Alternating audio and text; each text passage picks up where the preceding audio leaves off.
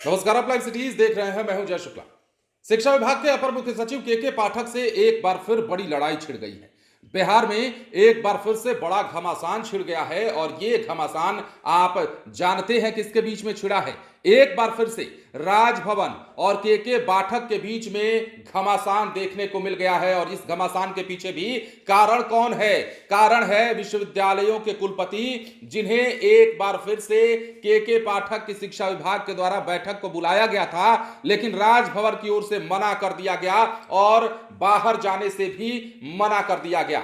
अब इस मामले में एक बार फिर से शिक्षा विभाग और राजभवन की टकराहट देखने को मिल रही है और घमासान एक बार फिर से तेज होता हुआ दिखाई दे रहा है। अब ये लड़ाई कहां जाकर रुकेगी, ये देखने वाली बात होगी। हाल ही के दिनों में कुलपतियों की बैठक को लेकर 28 फरवरी को जो बैठक बुलाई गई थी, उस बैठक के बाद इनके नहीं आने पर क्या कुछ इन दिनों चला है, हुआ है, वो आप सभी ने देखा है। किस प्रकार इनका वेतन रोका गया, किस प्रकार विश्वविद्यालयों के बैंक खातों को फ्रीज किया गया और किस प्रकार राजभवन के आदेश के बाद भी बैंक प्रबंधकों ने खाता चालू करने से मना कर दिया। ये तमाम चीजें हुई हैं। उसके बाद वेतन से रोक हटा, बैंक खातों को चालू कराया गया, वेतन से रोक हटाई गई। लेकिन अब जो है के पाठक ने फिर से जो बैठक बुलाई थी कुलपतियों की, उस बैठक में आने से मना कर दिया है राजभवन ने।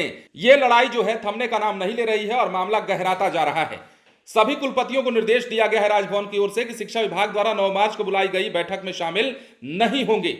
साथ ही राजभवन ने यह भी साफ किया है कि उस बैठक में किसी भी विश्वविद्यालय के कुल सचिव और परीक्षा नियंत्रक भी शामिल नहीं होंगे।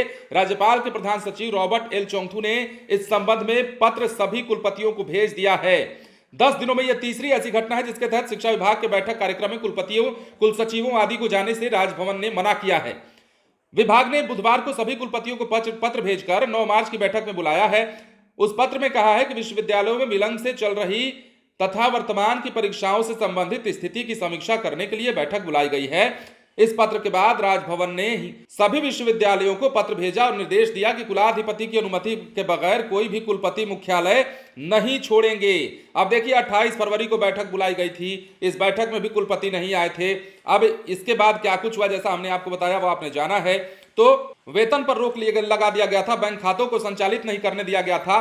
साथ ही सभी कुलपति सचिवों के खिलाफ प्राथमिकी दर्ज करने का आदेश भी दिया था, कई के खिलाफ तो हो भी गया था। इसके बाद विभिन्न जिले में शिक्षा के पदाधिकारियों के द्वारा कुलपतियों, कुल सचिवों और परीक्षा नियंत्रकों पर प्राथमिकी दर्ज करने का आवेदन संबंधित पुलिस थाने में दिया गया था। अब देखिए, इधर 6 मार्च को शिक्षा विभाग ने राज्य के विश्वविद्यालयों के कुलपतियों, कुल सचिवों और परीक्षा नियंत्रकों के वेतन बंद करने और विश्वविद्यालयों को खातों को संचालन करने की लगी रोक पर आपत्ति हटा ली, मतलब इस रोक को हटा लिया। उसके बाद जब बैठक बुलाई गई तो देखिए अब क्या कुछ हो रहा है। तो एक बार फिर से के पाठक और राजभवन के बीच में टकराव बढ़ता जा रहा है। यह घमासान कहां जाकर थमेगा, यह देखने वाली बात होगी। बने रहें लाइव सिटीज के साथ। धन्यवाद।